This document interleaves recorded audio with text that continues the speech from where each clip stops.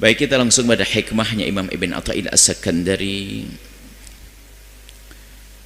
Beliau dalam munajatnya, dalam irama mengadu kepada Allah, Ilahi, wahai Tuhanku ya Allah, man kanat mahasinuhu masawi'a,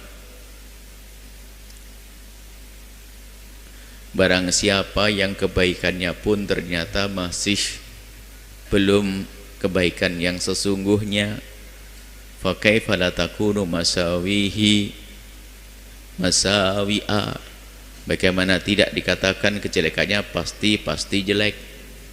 Ini kalimatnya, nanti kami jelaskan. Wa man kanat haqa'iquhu ta'awi, barang siapa atau siapapun, barang siapa yang hakikatnya adalah palsu, bagaimana kepalsuannya bukan kepalsuan yang sesungguhnya. Maka fala takunu ta'awihi ta'awiya, ini adalah bentuk i'tiraf, pengakuan dari seorang yang kenal Allah dan kenal dirinya. Di saat menghadapkan dirinya di hadapan Allah, ini pendidikan besar dahsyat untuk kita, mengatakan bahwasanya barang siapa yang kebaikannya pun ternyata kalau dicermati kayaknya belum baik-baik benar, maka orang sukses adalah orang yang selalu mencermati amalnya, sehingga dia tidak kepleset dalam dua, dia tidak kecebur dalam dua parit kekotoran. Dia berjalan, ada parit kiri kanannya, kanannya adalah riya, kirinya adalah ujub. Kadang orang masuk pamer riya tidak diterima ujub. Ujub itu apa bedanya riya dengan ujub? Jadi kalau beramal karena Allah, cuman kadang kita beramal ingin dilihat orang, maka namanya riya. Artinya membesarkan amal di mata orang, itu riya. Kalau ujub itu membesarkan amal di matanya, seolah mengatakan, oh aku bisa, aku sudah jadi wali, barangkali ngomong gitu, aku begini, aku orang. Maka ini ujub. Ingat, jadi ujub dengan riya, penghancur amal. Riya adalah ingin dibesarkan amalnya di depan mata manusia biar disanjung. Kalau ujub membesarkan amal di mata dirinya, lalu dia terkagum-kagum. Dan kita di saat beramal ini, kadang kita kalau tidak kena riya, kena ujub. Cuman kadang volume atau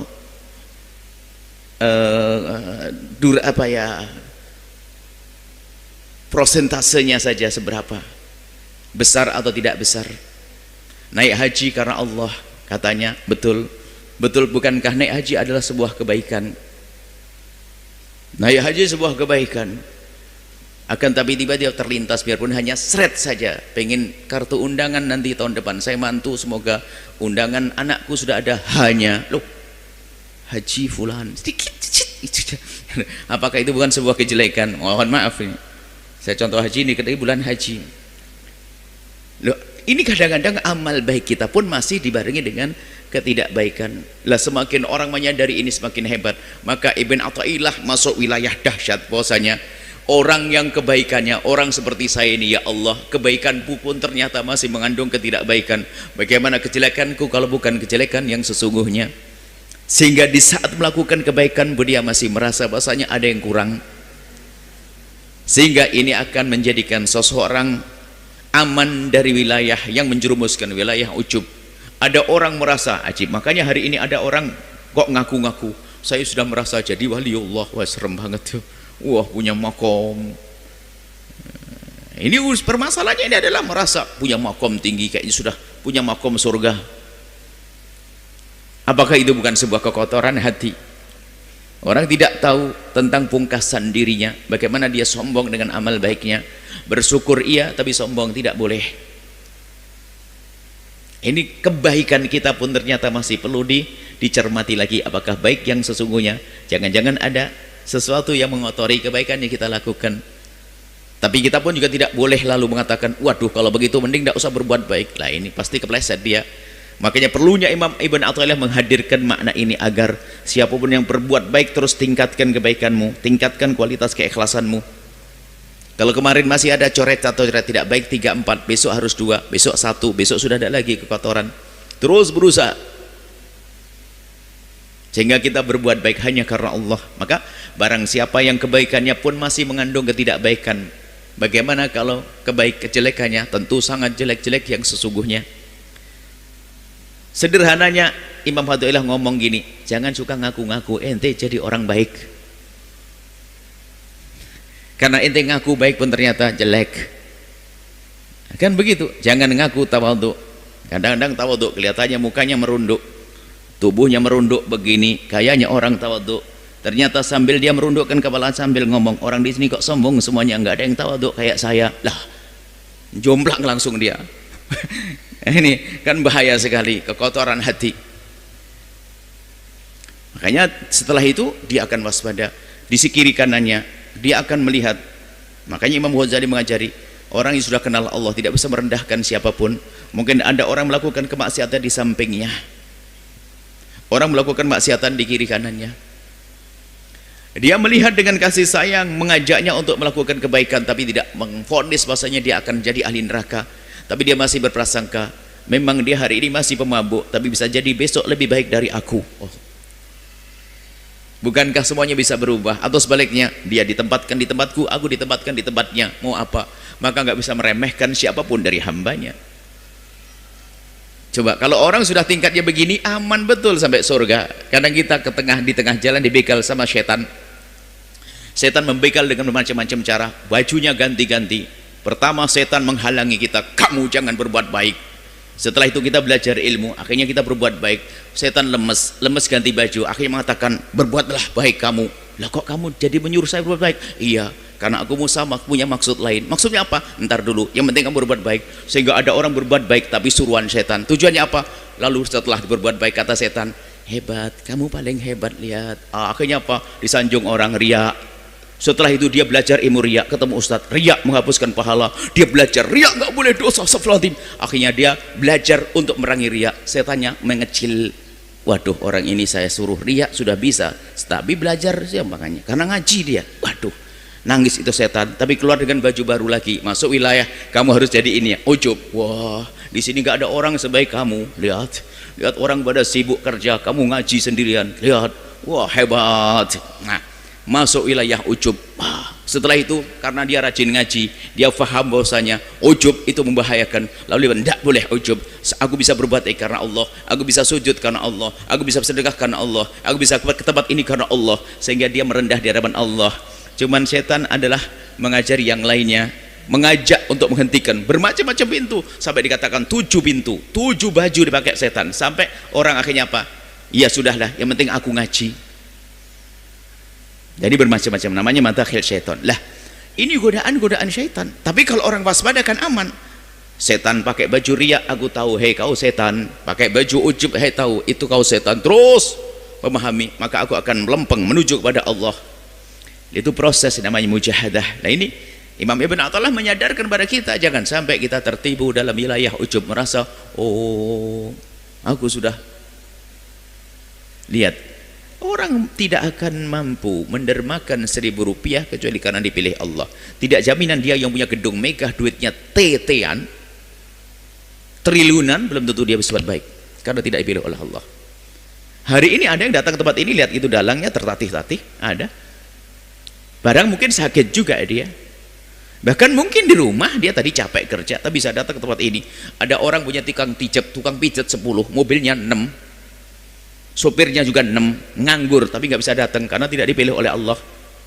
Makanya Anda syukuri nikmat ini, nggak usah ujub, wah nggak ada orang baik kayak saya. Baik, ada orang hakikatnya pun da'awi, hakikat dirinya, kebaikan yang selama ini ia lakukan pun ternyata lebih hanya ngaku-ngaku kebaikan. Makanya jangan sampai kita di saat kita berbuat baik lalu mengatakan, oh itu dari aku karena kehebatanku. Siapa yang ngasih kecerdasan? Allah yang ngasih. Siapa yang ngasih kekuatan? Allah yang ngasih kekuatan. Sehingga seorang hamba pada akhirnya mengatakan la haula wala quwata illa billahil aliyil azim, dengan penuh kesadaran. Maksudnya la haula, tidak ada kekuatan untuk melakukan kebaikan, wala quwata, tidak ada kekuatan menghentikan kemungkaran, illa billahi, kecuali dengan Allah Subhanahu wa taala. Dan itu yang kita sadari, yang harus kita sadari setiap saat. Kita tidak kurang dari 17 kali di dalam solat kita membaca iyyaka na'budu, kepadamulah ya Allah kami mengabdi dan beribadah. Ibadah dengan bermacam-macam modelnya, ibadah dengan jasad kita, ibadah dengan roh kita, ibadah dengan harta kita, ibadah dengan tahta kita. Ternyata kita iyyaka na'budu, kami hanya kepadamu ya Allah mengabdikan diri, menyembah kepadamu. Akan tetapi apa? Hanya kepadamu lah ya Allah aku menyembah, mengabdi. Tapi kita sadar bahwa kita tidak akan mampu melakukan itu kecuali dengan pertolongan Allah.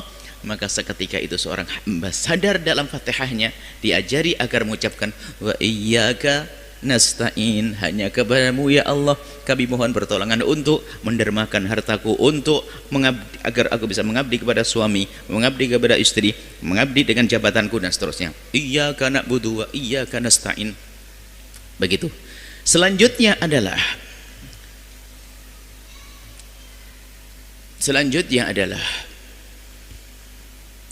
Ilahi, wahai Tuhanku. Ini sudah selesai karena sebetulnya pembahasan panjatan doa Imam Ibn Athaillah As-Sakandari kembali kepada hikmah yang pernah dihadirkan. Tentang ujub pernah kita bahas. Di hikmah ini kan sudah jadi doa.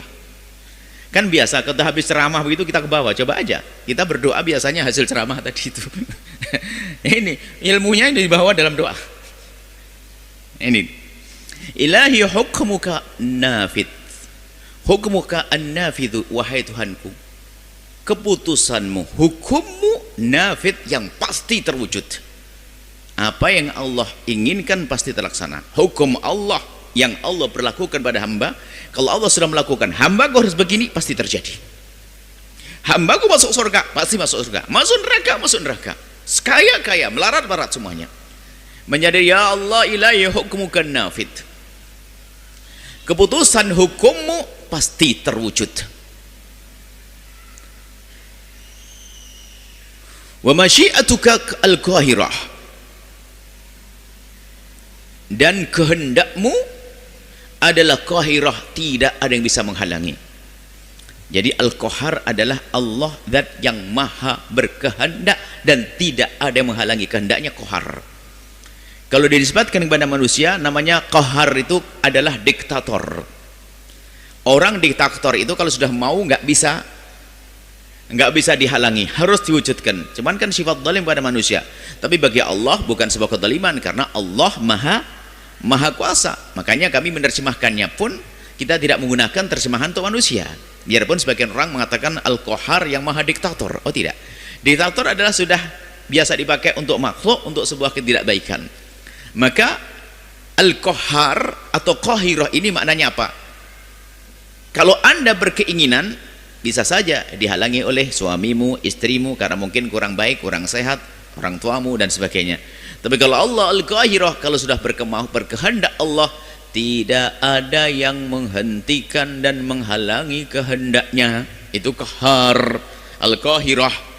Ya Allah masyiatuka al-qahirah, dan ya Allah kehendakmu yang tidak ada yang bisa menghalangi, kehendakmu yang tidak ada sesuatu pun yang menghalanginya. Lam yatruka, tidak meninggalkan lidhi maqalin maqala. Setelah itu apa? Kalau sudah merupakan ketentuanmu adalah omongan tidak ada berguna, wala lidhi halin hala, hal seseorang tidak ada artinya. Maksudnya apa? Usaha yang aku lakukan pun tidak akan ada artinya. Hal keadaan orang katanya baik, katanya masya Allah ahli surga, ternyata Allah menghendakinya masuk neraka, akan masuk neraka. Tapi orang harus paham, memahami hikmah ini, bukan menjadikan kita orang Jabriyah. Jabriyah itu orang yang sudah putus semangat untuk menyelamatkan diri. Katanya apa? Memang saya, kalau memang jatahku di neraka, biarpun saya sholatkan masuk neraka. Ini kan sok tahu, siapa yang mengatakan ente ahli neraka? Atau sebaliknya, kalau memang saya ahli surga, biarpun saya bermaksiatkan tetap ahli surga. Terus makanya saya bermaksiatkan, bang saya jatah ahli surga, biarpun saya maksiatkan tetap ahli surga. Tanyakan, siapa yang ngasih tahu kalau ente ahli surga? Kan semuanya tidak tahu. Akan tapi ini hanya bicara tentang kuasa Allah terhadap hambanya. Maka Allah yang maha tahu, di dalam pengetahuan Allah yang azali, yang dahulu dan dahulu, Allah maha tahu bahwa anda ini ahli surga. Amin. Maka biarpun berupaya orang menjerumuskan ke neraka, biarpun pada akhirnya kepleset dosa, tetap ahli surga. Fi ilmillahi ahli surga. Nah, fi ilmillah, dia dalam pengetahuan Allah, ilmu Allah adalah ahli surga. Maka kita tidak boleh masuk wilayah keputusasaan lalu berkata, sudahlah, biarpun saya berbuat baik, kan juga saya ahli neraka, ngapain juga berbuat baik? Ya tanyakan ke dia, siapa yang bilang kamu ahli neraka? Sebab kita ini ahli neraka, ahli surga itu hanya Allah yang tahu. Lalu apa yang kita lakukan? Lalu berkata, kan saya semuanya akan, biarpun saya berusaha menjadi ahli surga, pun ujung-ujungnya masuk neraka untuk apa? Siapa yang bilang ente masuk surga, masuk neraka? Yang ada adalah Allah menyebutkan dalam banyak ayat Al-Quran, innalladzina amanu, misalnya orang beriman, wa amilus solihati, lalu dia berbuat baik. Iman, berbuat baik tulus karena Allah. Allah sudah berjanji. Itu kan bicara tentang kedahsyatan kudrah Allah, kehendak Allah, kuasa Allah tadi itu. Sekarang sisi lain, Allah maha adil dan Allah maha kasih, dan Allah sudah berjanji, sungguh kami la nudhi'u ajra man ahsana amala, kami tidak akan menyia-nyiakan. Ente berbuat baik, aku kasih. Itu loh janjinya Allah. Asalkan berbuat baik itu benar kan Allah. Itu sudah jalurnya begitu. Sunnatullah begitu, diberlakukan pada hambanya.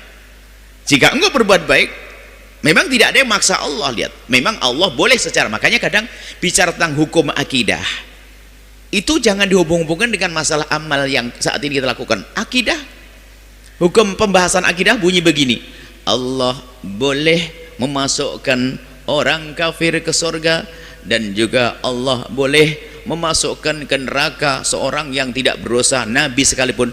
Kalimat boleh ini bicara tentang kuasa Allah, tidak ada yang menghalangi. Cuman kan ada ketentuan. Allah sendiri yang mengatakan, aku tidak akan memasukkan ke surga orang kafir, dan nabi pasti masuk surga. Kan Allah sendiri yang menjelaskan. Makanya harus bedakan tentang ini pembahasan akidah. Sama tadi bahwasanya kalau sudah orang dicatat menjadi ahli surga, biarpun dia berpelang-lang, dia nyungsep, terjerumus, tersungkur dalam kehinaan-kehinaan, ujung-ujungnya dia akan masuk surga. Allah akan bangkitkan menuju kemuliaan. Begitu sebaliknya, kalau orang memang ahli neraka, biarpun dia pelanglang dalam kebaikan, ternyata ujungnya masuk neraka. Itu adalah di luar pengetahuan kita. Maka jangan mendahului Allah. Lah memang saya jadi ahli neraka, Anda salah. Yang ada adalah Allah maha kasih. Jika Anda berbuat baik, maka Anda akan disampaikan ke surga Allah.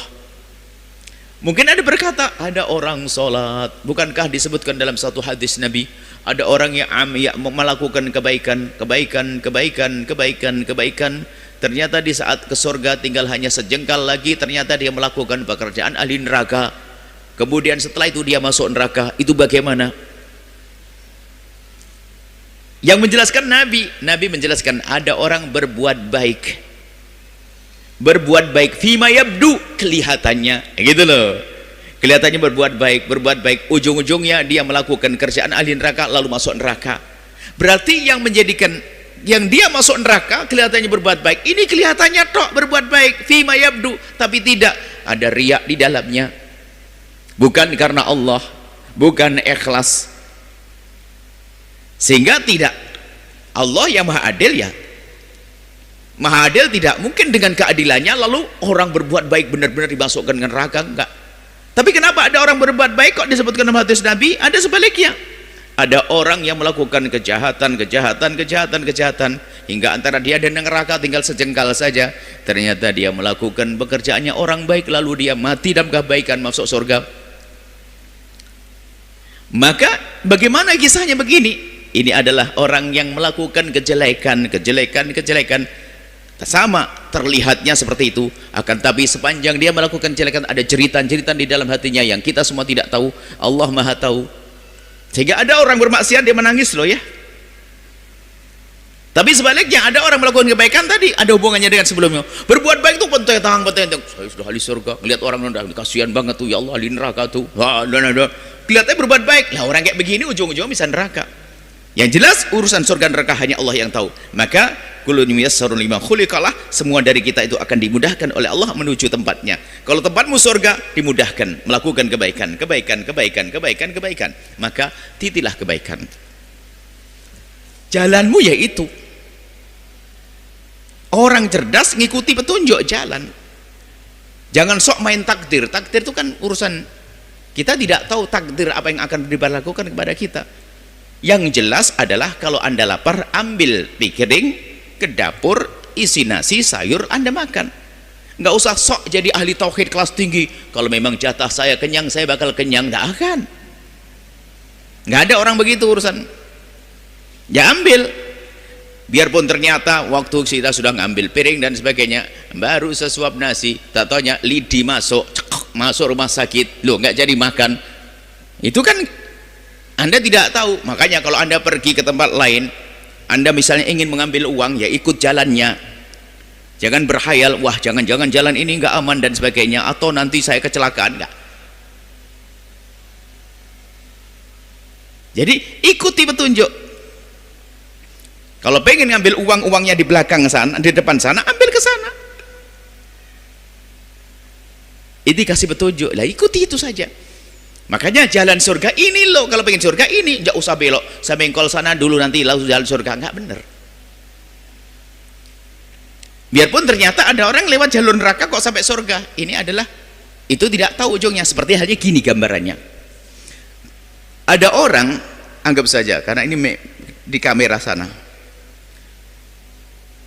Kami di sini, kemudian ada orang ngasih kabar bahasanya, kalau kamu sebelum subuh dikasih duit 10 juta, tapi ke arah kanan sana, ke arah Tegal lah, kalau sini ke arah Tegal sana ya, ke arah Tegal. Saya ngambil duit sana arah Jakarta. Coba yang ngerti fulus, di rumahnya ada hajat 10 juta ini, lagi banyak utang lagi, beneran yang ngasih duit. Anda yang punya akal, punya otak, kira-kira jalan ke arah Tegal atau ke arah Jakarta? Pasti jalan ke arah Tegal, kecuali Anda sudah nggak sehat lagi, masuk rumah sakit, gila. Mau ngambil duit di Tegal, ngapain saya ke Jakarta? Gila dong saya. Begitu akal sehat Anda, biarpun Anda belum tuh sampai Tegal, jembatan roboh, mobil kecelakaan kan gitu. Tapi Anda kan tidak tahu kapan kecelakaan. Apakah Anda sok tahu? Kalau Anda melihat ada orang pergi ke Jakarta, pasti Anda bilang, gila dia, wong duitnya ada di sana, kenapa di Jakarta? Tapi dia memang ke arah Jakarta, betul, tapi ternyata dia yang mendapatkan duit pada akhirnya. Kenapa? Banyak bocor, ketemu temannya, sudah nggak usah Jakarta, itu aja ke Tegal. Kebeneran, banyak bocor, disamperin temannya, ini mau kemana? Mau ke Tegal ngambil barang, sudah ikut sekalian, mobilnya taruh di bengkel, dia hanya ke Tegal ngambil duit, ya kan? Tapi dia waktu belok kiri, Anda pasti ngomong dia gila, kan begitu? Sama, pengen surga kok ke jalur neraka, kurang lebihnya seperti itu. Adapun dia sampai atau tidak sampai, Anda jangan sok tahu. Dia nggak ngerti kalau bannya bakal bocor, nggak tahu kalau ternyata bakal temennya nyamperin. Nah itu loh, jadi kurang lebihnya masalah urusan takdir itu jangan main-main takdir. Maka di mata kita adalah, di hadapanku adalah itu. Ini jalan surga, maka harus aku titi. Jalan neraka harus aku jauhi. Kalau saya kepleset, segera sampai jalan surga. Saya maksiat, ya manusia. Dosa dengan mata, dosa dengan telinga, dosa dengan lensa, dosa dengan syahwat, ya aku akan kembali. Jangan sampai aku terus ke sana. Lah begitu. Ini yang dihadirkan. Memang ketentuan Allah tidak bisa diganggu. Tapi ingat, bukankah Allah sudah berjanji bahasanya jika community jalan kebaikan, amal soleh, Allah tidak akan menyanyiakan. Maka fahami makna ini. Itulah. Cuman Ibn Athaillah di sini mengingatkan ini ada hubungan dengan hemah sebelumnya. Kalau sudah dirimu ditapakkan kakimu oleh Allah di jalan kemuliaan, maka kamu tidak boleh sombong, ujub, seolah-olah itu dari dirimu sendiri. Itu adalah kemudahan dari Allah. Syukuri. Dan selalu kami ingatkan, Kebaikan yang kita lakukan hanya dari Allah, dan kita tidak akan mampu mensyukuri nikmat Allah biarpun kita berusaha mensyukuri. Kenapa? Karena syukur yang kita hadirkan itu pun juga nikmat baru lagi dari Allah yang kita perlu syukuri lagi, dan begitu seterusnya. Begitu agungnya nikmat Allah Subhanahu wa taala. Kemudian di sini pungkasannya kalimatnya mana tadi? Ilahi kalau selesai, kita insyaallah lanjutkan pada pertemuan yang akan datang. Panjatan doa ini dengan sebelumnya ada kedekatan bahwasanya di saat seseorang dimudahkan dalam kebaikan, jangan masuk wilayah ujub, berbangga, sehingga tidak menyadari bahwa dia bisa berbuat baik karena Allah menolongnya. Jangan sampai kita lupa. Kalau lupa, kepleset kita. Kemudian di sisi lain, hikmah selanjutnya, memang kalau sudah Allah menghendaki seorang hamba, jika Allah menghendaki seorang hamba, maka tidak ada yang bisa menghalangi kehendak Allah. Memang seperti itu, akan tapi ketahuilah, Allah memberikan kepada kita petunjuk jalan, maka titilah jalan yang Allah berikan kepada kita untuk sampai kepada Allah. Sudahlah titik. Jangan sampai hanya meyakini bahwasanya Allah Maha Kuasa dan Maha berkehendak, dan kehendaknya tidak ada yang menghalangi, lalu menjadikan kita tidak berusaha untuk mencari ridho Allah. Tidak seperti itu. Justru Imam Ibn Attal akan menggugah. Jangan sampai kita itu lalu mengatakan, wah kayaknya nggak ada harapan bagi saya. Sehingga siapapun yang hari ini mungkin di dalam keterpurukan, di dalam kenistaan, di dalam kehinaan, maka ketahuilah bahwa ayo segera sadar, Anda telah salah jalan, dan begitu mudahnya, begitu gampangnya untuk kembali ke jalan Allah Subhanahu wa taala, hingga akhirnya kita menuju surga Allah Subhanahu wa taala. Jika ada 3 model manusia, dia meniti jalan kebaikan sampai surga. Yang kedua adalah dia melakukan kejelekan akan tapi terus dia dengan belajar dan sebagainya sampai pada kesadaran, sehingga dia sadar lalu melakukan kebaikan lalu masuk surga. Ada orang yang dia seolah-olah ada 4 berarti. Ada orang melakukan kejelekan nggak sadar-sadar ke neraka. Ada orang melakukan kebaikan ujung-ujung masuk neraka. Kenapa? Dia melakukan kebaikan nggak merasa bahwasanya itu dari Allah. Lah itu ujub tadi. Akhirnya keplesetlah dia. Dia berbuat bukan karena Allah. Yang berbuat adalah hanya karena pengen dilihat orang, dia orang soleh, pengen disanjung-sanjung, sehingga dia tidak mendapatkan apa-apa, ujung-ujungnya adalah di neraka. Semoga Allah menjadikan kita ahli surga semuanya. Perjalanan yang baik hingga pungkasan yang baik, husnul khatimah. Yang saat ini perjalanannya kurang baik, Allah Maha Kasih, memohonlah kepada Allah agar menjadikan perjalanan kita baik hingga sampai husnul khatimah. Wallahu a'lam bissawab.